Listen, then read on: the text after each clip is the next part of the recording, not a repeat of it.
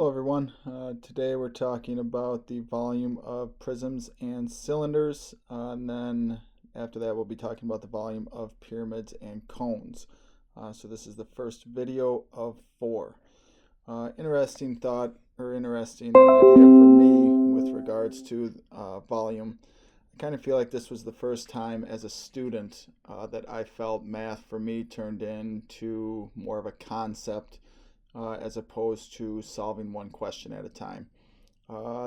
This formula here, the volume of these two objects, really hit home for me on learning math in generalities as opposed to thinking of every single question as different from the other. So here we go. Today we're talking volume of prisms and cylinders. So if we're thinking the measurements that we've already taken, if we measure a length of something, it's 1 inch long or 1 centimeter long. That's kind of how we measure lengths. We've measured areas, which we've measured with squares. So a square inch is a square that's 1 inch by 1 inch. Now we're measuring volume, and volume is measured with cubes, actual physical cubes. So if I'm using the same idea of an inch, volume would be measured in cubic inches. So that would be a cube that's 1 inch by 1 inch by 1 inch, and it would look like inches cubed. So all our volumes are going to be measured in inches cubed. If we go to the general volume formula for prisms and cylinders, if you recall, the B stands for the area of the base. That was the same with surface area. And then the H stood for the height of the prism.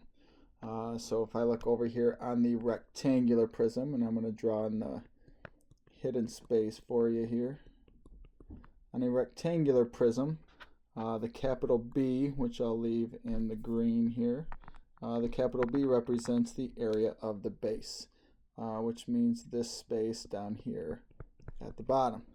The area of the base, and then we would multiply that by the height of the object, which is that measures perpendicular between the two bases.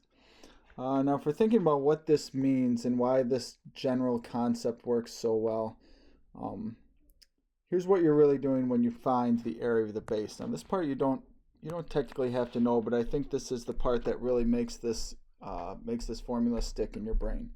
So when you find the area of the base, so what you're really doing is you're really calculating how many cubes fit in one layer of this figure. So I'll show you what that looks like. Let's say this rectangular prism was 3 inches in the front, and traveling from front to back it was 2 inches, and then traveling up it was 6 inches. And I want to find the volume of this. Now a lot of videos you watch, they'll tell you to just take 3, multiply it by 2, and multiply it by 6, and now you have your volume. But what you're missing is a really good concept of what volume really means. So if we're calculating the volume of this, when I do the area of the base, that's a rectangle. So I'd be doing 3 times 2, which is 6 square units. So the area of the base would be 6 inches squared. Now here's what that actually looks like. You're actually measuring cubes that fit in this bottom layer. So this is 3 inches long, so I'm going to split that up into 3-inch sections.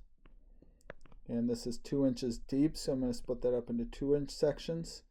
And what you see are 6 cubes at the bottom. You can see all their tops right here. 1, 2, 3, 4, 5, 6 cubes.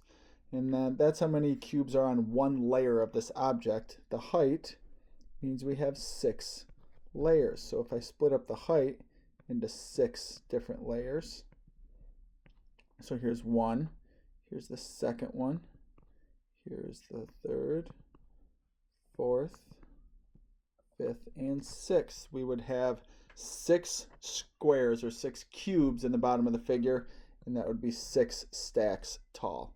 Hence 6 times 6 would give us 36 inches cubed. So really what I'm trying to say is this capital B, if you can find the area of the base, we'll write that in, area of base. The area of the base is the number of cubes in one layer. And the H is the height of the prism or the cylinder, and that really means how many layers. And same works for a cylinder. If we found the area of the base is a circle, so we'd find how many cubes in this bottom layer right here, and then the height would be how many layers tall that object is. So again, finding the volume of a prism or a cylinder, we're doing the area of the base times the height of the prism. One more thing to point out, some new terminology. This word here, oblique, as opposed to this word right. Prisms, cylinders, cones, pyramids, they can either be right or oblique. Right is when the height is measured perpendicular, so the actual side of the prism, or the side of the prism or the side of the cylinder is the height. Oblique means when you measure the height, we still measure perpendicular to the base, but notice how the side, the actual side of the cylinder is not perpendicular to both bases. The height still is. So think about if you had a stack of quarters and they were perfectly stacked on top of each other, you'd have a right cylinder. But if you pushed all those quarters just a little bit over and skewed them, that would be an oblique cylinder.